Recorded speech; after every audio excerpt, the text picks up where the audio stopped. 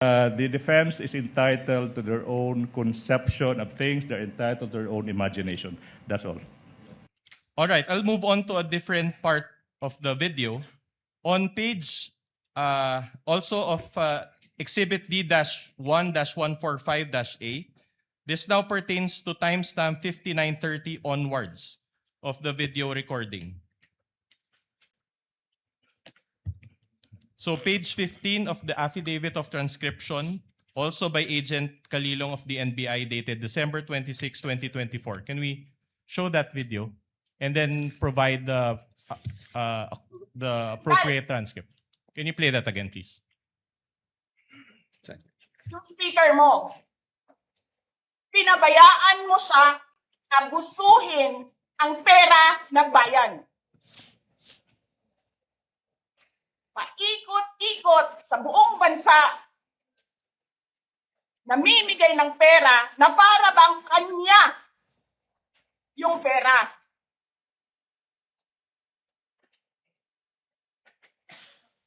Eh di ba nga, lagi niyo sinasabi separation of powers? Anong trabaho ng legislative branch? Gumawa ng batas. Anong ginagawa ni Martin Romualdez? Nagdidirect ng DSWD, namimigay ng ayuda,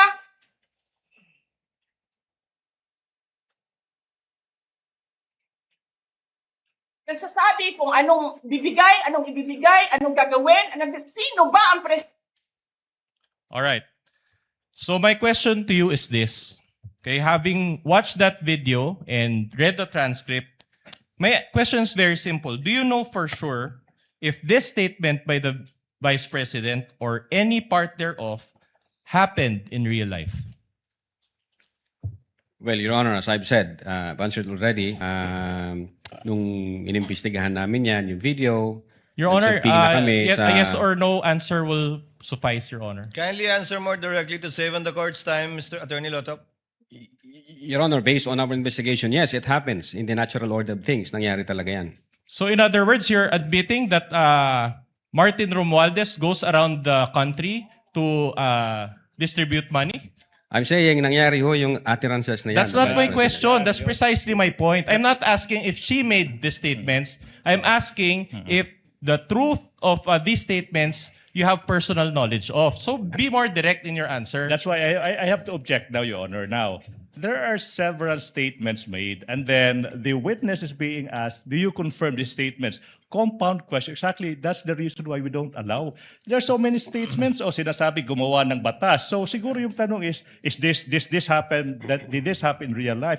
So this witness being confronted with several statements, and he is being asked to answer a yes or no. That's why it's compound question. Your Honor, my question is the statements or any part thereof, Your Honor. The witness is smart enough to answer. He can just clarify. The objection, the objection is sustained, but not on that ground, but rather in the ground that the witness is incompetent to testify as to the truth of the matter stated by the Vice President. He can only testify as to the fact that those statements were made, only as to tenor, but not as to the truth, given that he only investigated and was not there. You may proceed, counsel.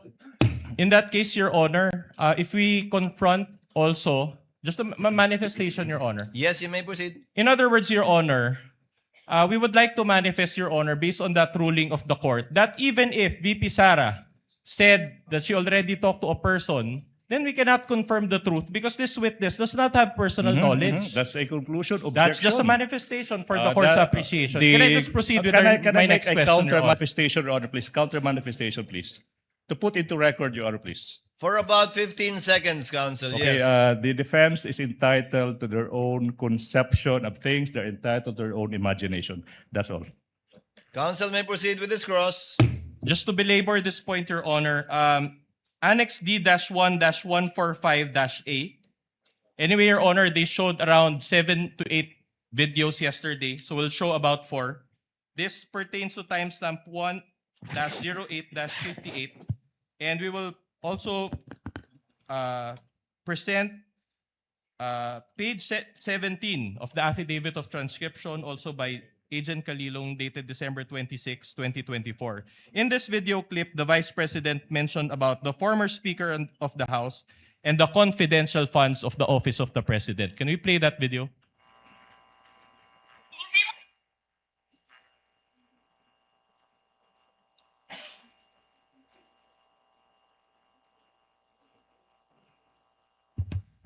hindi ka nga dumadaan ng contest eh. Kasi wala kang kalaban sa Tacloban. Kasi binibili mo, pinapakidnap mo, hinaharas mo ang mga kalaban mo. Hindi ka dumaan ng contest. Ang alam mo lang, kasi mayaman ka, bibilin ko lahat ng tao ng pera. Ipobriman mong tanan, kwarta na may inyo. There is nothing in you except money. Yan lang. Martin, harapin mo yung katotohanan. Walang senador man, vice president man, president man, walang mabuti sa'yo. Hindi ko nga alam kung mananalo ka pa ngayon sa Tacloban eh. Malamang hindi na. Sinong gusto sa lahat sa buong Pilipinas ang ibalik ka sa Kongreso? Hindi lahat ng tao pupunta yan doon sa Tacloban, mangangampanya yan sa kalaban mo. Kasi magnanakaw ka. Hindi ka dumadaan sa audit.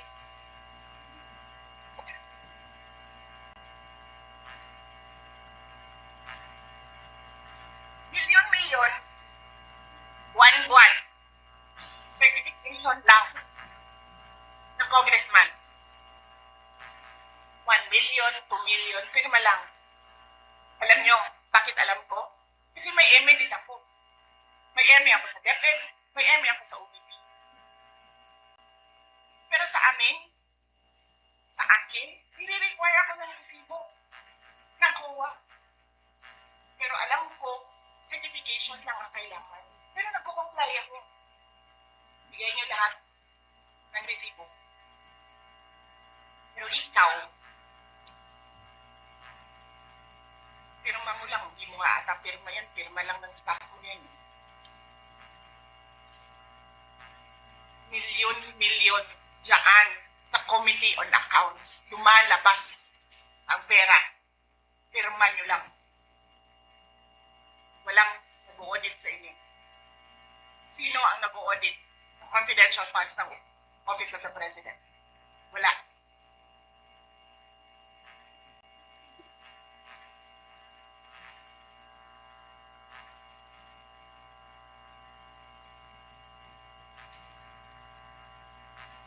Yan ang Pilipinas. Yan! Ang bagong Pilipinas.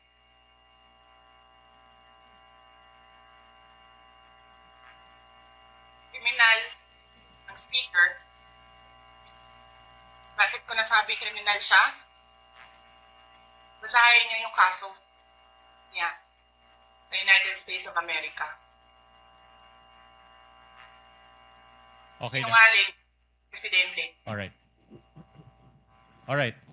Again, my question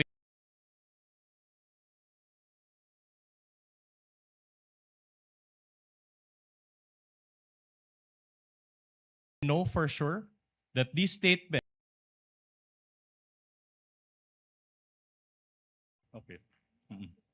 Your Honor, I will object on the same ground, and I hope that the presiding officer will do the same ruling. This witness is incompetent. I know what the defense is doing, Your Honor. Objection. Incompetent. This witness is highly incompetent as to whether he knows whether those statements are in fact what's the ground happening. for the objection? Can we just be informed of the ground for the objection? I just said it. Incompetent. This witness Can we is get the ruling, incompetent. Your Honor? Chair made an earlier ruling already that the witness is incompetent to testify as to the truth of the matter. But since Attorney Lotok, you're a lawyer, I will give it this time to the counsel for the respondents. Kindly respond.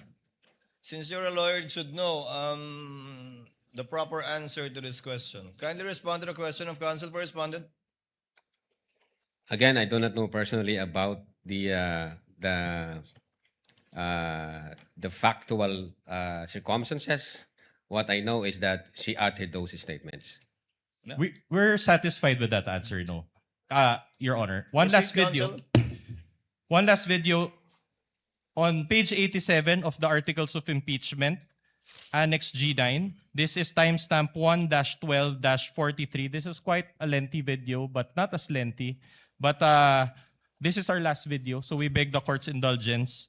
The affidavit of transcription, page 17, also of Agent Park Kalilong, dated December 26, 2024. Are we ready with that video? Your Honor, to save, Counsel for the prosecutors. because I know the counsel will ask the same question. So to save time, Your Honor, please, since the Your counsel... Honor, what Oh, is wait, the wait, wait. objection? I'm not yet done. I'm not yet done. Kindly let the counsel for the prosecutor finish. Relax. Now, Your Honor, if the same line of question will be asked, okay. Your the Honor, wait, I'm not yet cannot done. he cannot I'm not preempt, yet Your done. Honor. I'm not yet done. The prosecution is willing.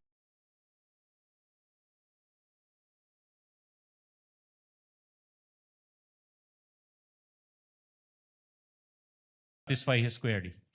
All right. So I guess the objection is withdrawn, or the manifestation is withdrawn, and counsel for respondent may proceed Play the with video, the please. showing of the playing of the video. At ng kainin ko, buffet. Kain dito sa House of Representatives. Alak. Lahat. Lahat ng juice, lahat ng mamahal.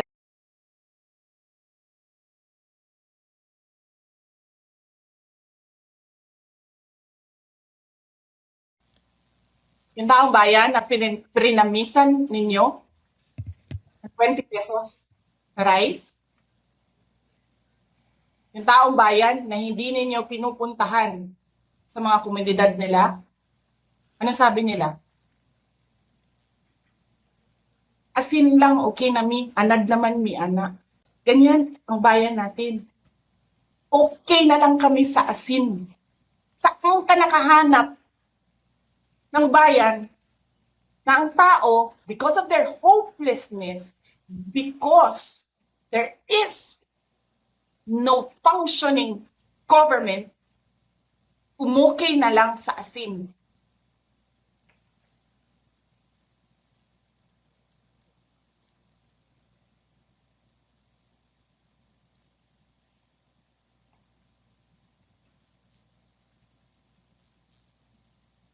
Buti na nga lang, abogado si Attorney Lopez eh. Kasi alam niya kung ano sasabihin niya doon sa mga pumasok sa kwarto niya. Na take note, nagnakaw pa ng cellphone. Saan ka nakahanap? Papasok ka, nanakawin mo yung cellphone, dadalhin mo pa yung tao.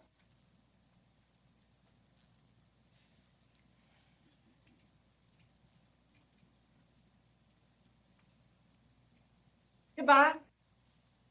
Princess, you're raising your hand.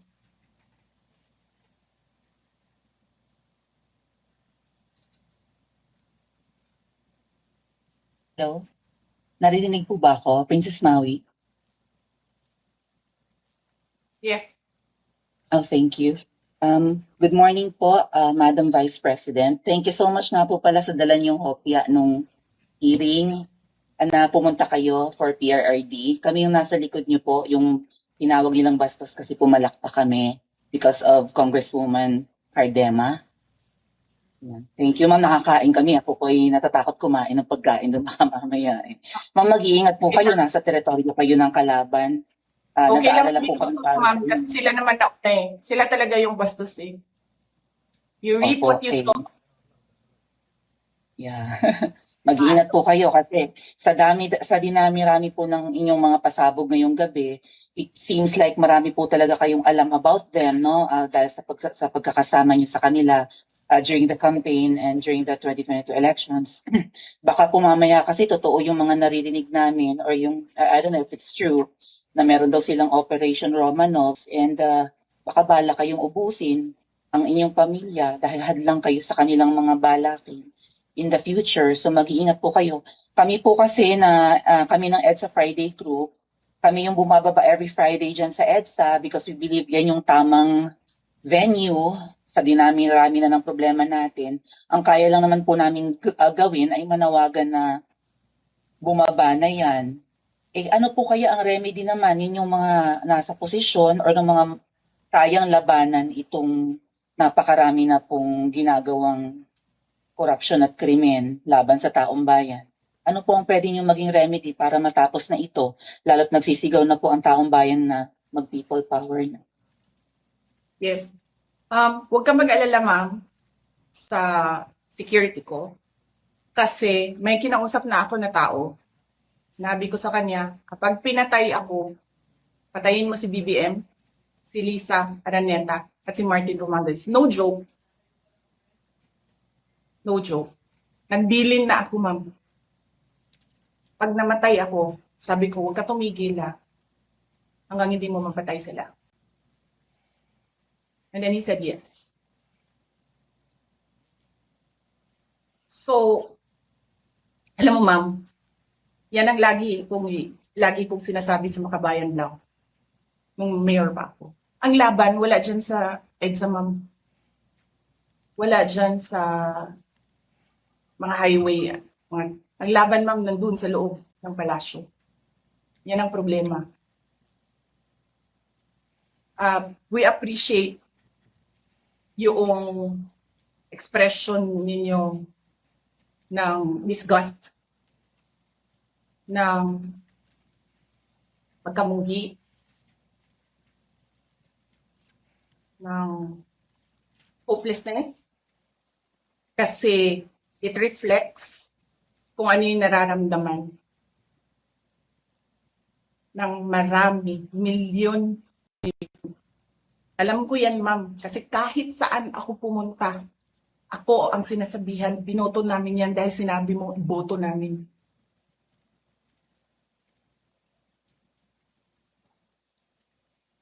So, yes, ma'am.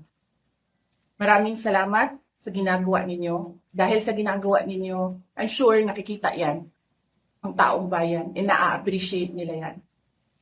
Marami sa ating mga kababayan ang gusto sumali sa inyo. Pero sa sobrang hirap ng buhay ngayon, hindi nila maiwanan yung mga trabaho nila at hanap buhay nila para pumunta sa daan. Bakit sila naghihirap? Bakit? Dahil sa gobyerno.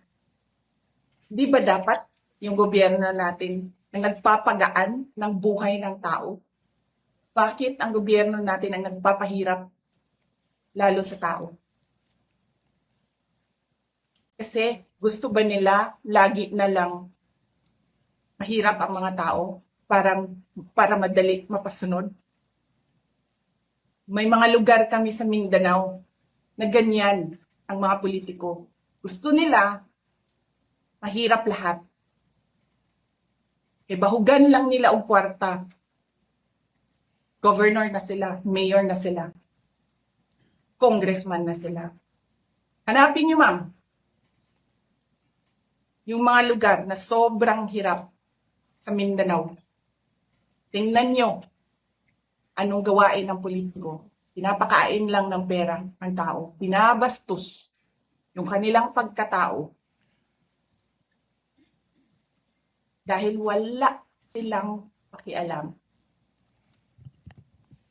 Attorney Lotok, she said a lot of statements in that portion of Yes, the sir. video. In fact, that statement included the statement which you investigated, correct? Included in the transcription, sir. Yeah. All right. Now you get the point. My question to you is this. Can you confirm now that the statement she made about BBM, FL, and the former speaker, and the congressman